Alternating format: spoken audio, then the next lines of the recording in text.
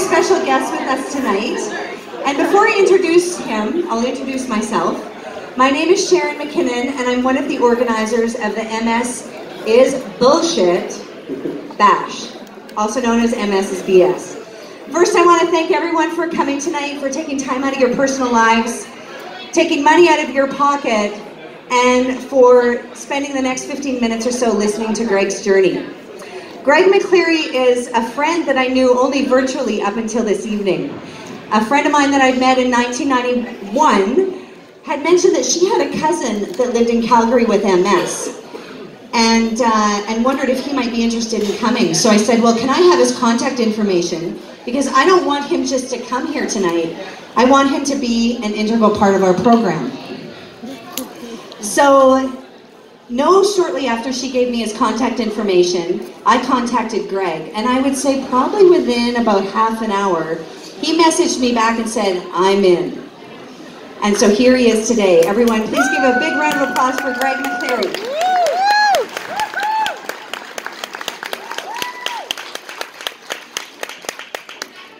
Now, you may have noticed from the slideshow that's been going around on the screens that Greg is no stranger to the stage. He was a rock star not too many years ago, and still knows how to play a fine musical piece, whatever you hand him, in fact. The purpose of getting Greg on stage tonight is to give you a little insight about what it's like to live with MS. And so Greg is going to help me do that. So Greg, to start out, can you tell me what life was like for you before you were diagnosed with multiple sclerosis? I mean, I was...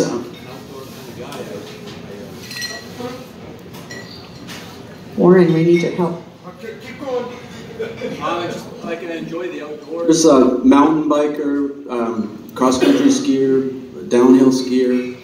I like to do a little hiking and fishing, things like that. I played in bands. My wife and I were just starting a family sort of at that time, so doing lots of kids stuff and things like that. Yeah, kind of a do-it-yourself type of guy. Like I was like to have a little building project on the go and, you know, developing a basement or building a deck, that kind of stuff. Do yourself and do it all. That's Greg. So Greg, tell me a little bit about the day you were diagnosed. What was your reaction to your physician?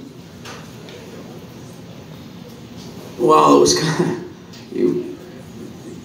it was like more than just a day. Like it's a very long process to get diagnosed, and up until that day, I mean, I didn't even know what multiple sclerosis was, and I mean, I thought maybe I had like a brain tumor or something, because what happened was my right arm had been attacked and it wasn't functioning, and it was just weird, so I didn't know what it was, and they MRI'd me and did all these tests, and I'd been waiting and waiting, and you know, they finally called us in and said, it looks like you have multiple sclerosis.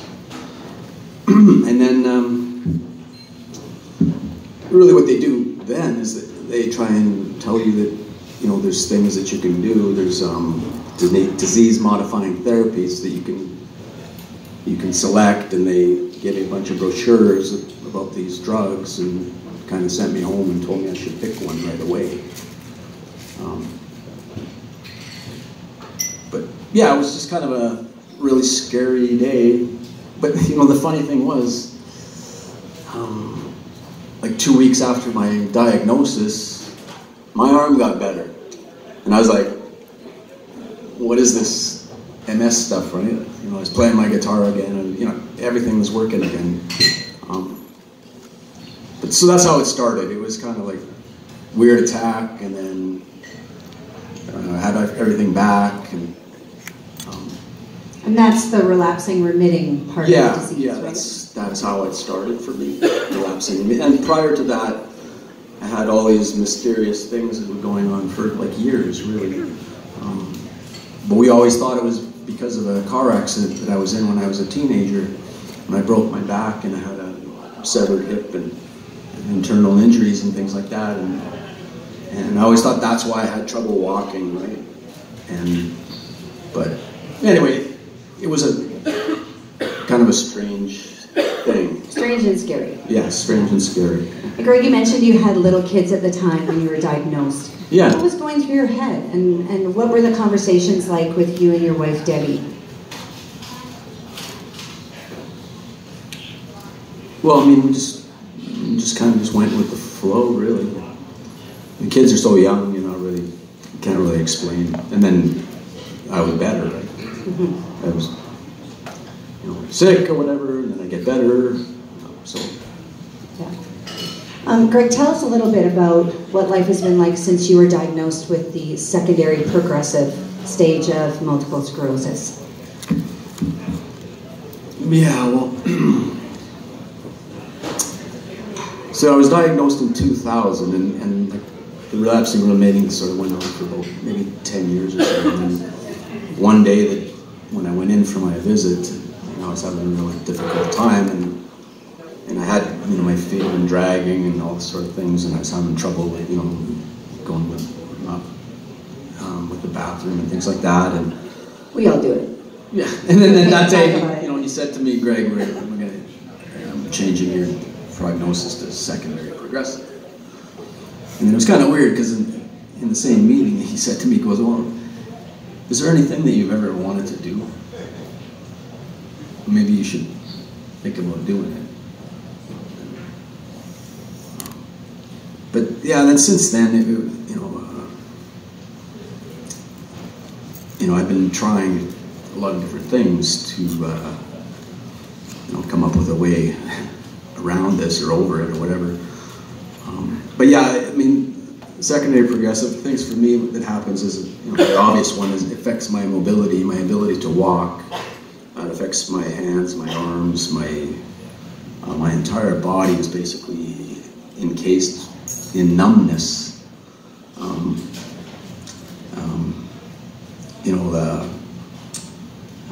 I try to explain to people what it's like to have your hands that the numbness in your hands? Yeah, where you can't feel things, right? And it's like going to a dentist and having them put freezing in your mouth, and your lip feels like it's out to here. It's not. Yeah, I mean, like part of the challenge is doing things with your hands. Like it's like having a pair of gloves on your hands, so you can't feel the little things. Like reaching into your pocket. Yeah, to pull it. The game of figure out what's in your pocket, because you don't, when you put your hand in, I can't tell what's in my pocket, right? Same with like, when I go to the bathroom, for me, one of my challenges, like, people have the bladder control that you get with MS as well, you start to lose that. But for me too, I was having like, I could get the urge, get to the can, and then I couldn't get my tool out of my pants. And if I did, sometimes it'd be like the hose escapes or whatever, pissing all over my pants, right? That happens to my husband. And he doesn't have MS. So yes. Sorry, Ken. So yeah, it was just, I tried to explain to my doctor and tell him I'm having troubles, and I said it's not just that I'm having trouble controlling my pee, it's that when I get there, I don't have the coordination to get my equipment out, right? It's like you were two again. Yeah, basically.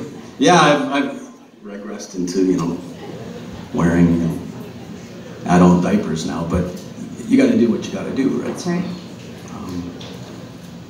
But yeah, that is a challenge, that kind of stuff. I mean, I used to, I always, at work, make sure you guys, can you put my desk next to the bathroom, things like that. So. And Greg still works full-time, just so you all know. Yeah, I'm very lucky. I work for a company called Dirt Environmental Solutions. I've been there 12 years, so they've been with me on like half of my journey. So they've been through all this stuff with me, and right now I've been working full-time from home for almost 2 years. This will be coming on my second year now, and they've really gone all out. We just installed a new sit-stand desk for me down in the basement. We manufacture these kind of things, so it's a great little desk. It's got my computers up in this top here. And, like I used to be a programmer, so I was writing code 12 years ago when I started. And now I do data analysis, so I analyze crash logs and things like that. And I do daily analysis reports for things that happened the previous day, and give the people some data so they can maybe do some projections and things like that. Still a very productive individual of our society, for sure. Yeah. Awesome. Greg, I don't know if you're aware of this, or I think we've had some conversations about it, or if all of you here tonight are aware of this, but every dollar that you spend tonight, including the ticket that got you through the door, will be matched by my company, Medtronic. And in addition to that, we as an organizing committee have decided that every penny that is raised tonight is staying in the city. The University of Calgary has an incredible neurosciences department, and they have an excellent research department for multiple sclerosis specifically. So not only are your funds helping Greg here tonight, but they're helping all of the individuals that have been diagnosed and are living with MS in Calgary and in the surrounding area, but also those with MS worldwide, because the research and all of the innovations that come out of the research for MS here in Calgary are shared around the world. So you're not only touching lives that live here in Calgary and Greg's, but you are helping people all over the world. So give yourselves a big round of applause for that.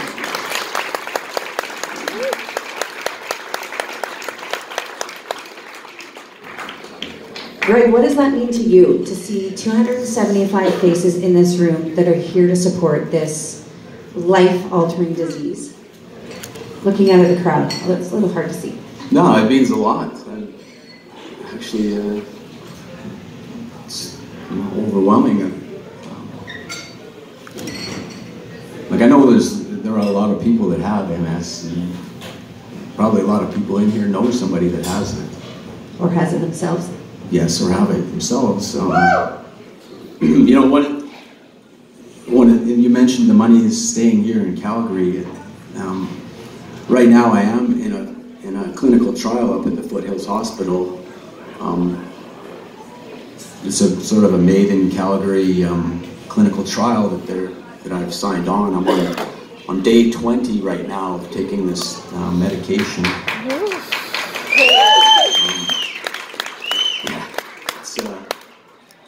Tell us a little bit about the medication, Greg. It's quite... The women will love this. He's going to tell us some symptoms. It's called, the drug is called domperidone. And domperidone, apparently it stimulates the production of this protein in your body called prolactin. And so what they do is, well, it's used for multiple purposes. You can give it to, lactating mothers, and they can help them produce milk. Anyway, the dosage that this doctor has me on, it's a higher dose. It's supposed to stimulate, I guess, lactation or whatever. But one of the side effects, or there's a group of side effects, they say like menopause. So I've been going through menopause for 20 days. I mean, I had a hot flash when I was eating my salad.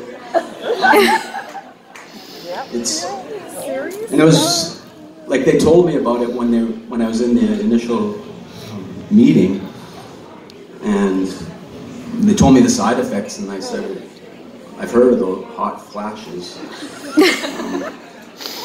The mood swings and the heart palpitations and that stuff. But I didn't really know what a hot flash was.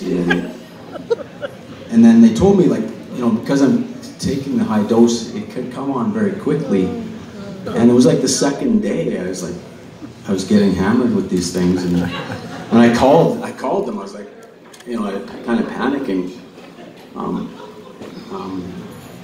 Because I think I was having one when I was talking to her, right? And I even have I don't want to get too graphic here, but like my nipples or everything is just. Now he knows what it's like to be a woman. It comes and it goes. It comes and it goes, and yeah, I mean sometimes I get emotional. How's that, Jenny? Good thing your daughters are out of the house.